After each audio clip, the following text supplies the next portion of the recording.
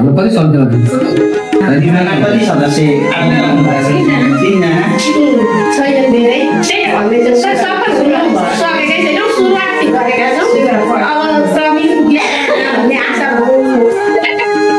अब छोराछोरीको चाहिँ अब मान्छेबाट के निर्देशन आउँछ त्यो अनुसारले चाहिँ पछि भएछ भने त्यो पनि गर्छौँ चाहिँ भनेको छ मैले।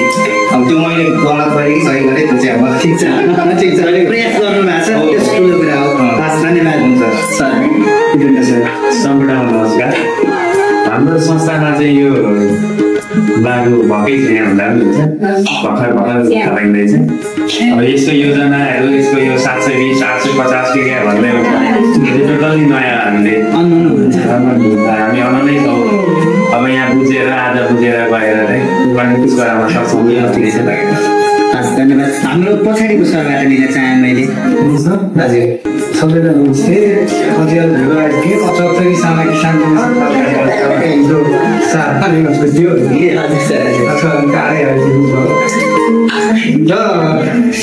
अब यो बिमाको सम्बन्धमा सबैले उठाएको कुरा छ। मेरोमा पनि त्यसै नै हो, एउटा उमेरको कुरा होइन।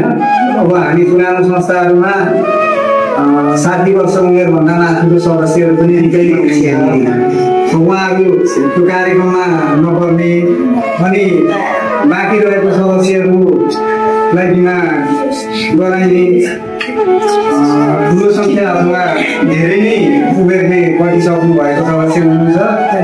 बाँकी रहेकोलाई हामीले गराउन सुरु गरेको छौँ होइन। अहिलेसम्म 21 जना गर्नु भएको छ र अब बिमा गर्ने क्रममा यहाँ उठेकै कुरा अनुसार चाहिँ एक त गाउँघरमा बुझेको बिमा भनेको त्यही के अरे जीवन बिमा छ होइन। क्रमिक रूपमा बचत गर्दै जाने अनि यति वर्ष पछाडि यति पैसा हुन्छ भनेर त्यसरी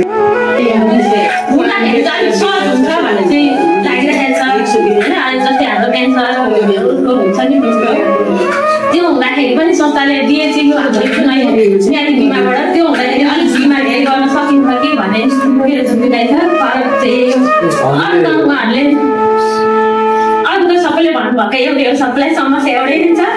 फरक चाहिँ यो ठुलो रोग लाग्दा पनि कति के रकम दिन सकिन्छ त्योबाट गर्न पाए त्यो हुन्छ भन्ने चाहिँ हजुरले अहिले आफ्नो एउटा बिमा भन्नुभयो है, त्यो अलिकति बुझ्नलाई हाम्रो संस्थाले चाहिँ 1 लाखसम्मको हाम्रो संस्था सदस्य सुरक्षा योजना हो। आफैले हजुर बचतै गरेर अनि उहाँहरूलाई त्यहीबाट 1 लाख रुपियाँ चाहिँ दिने गरेर छ। संस्था आफै एजेन्ट भनौँ न। अनि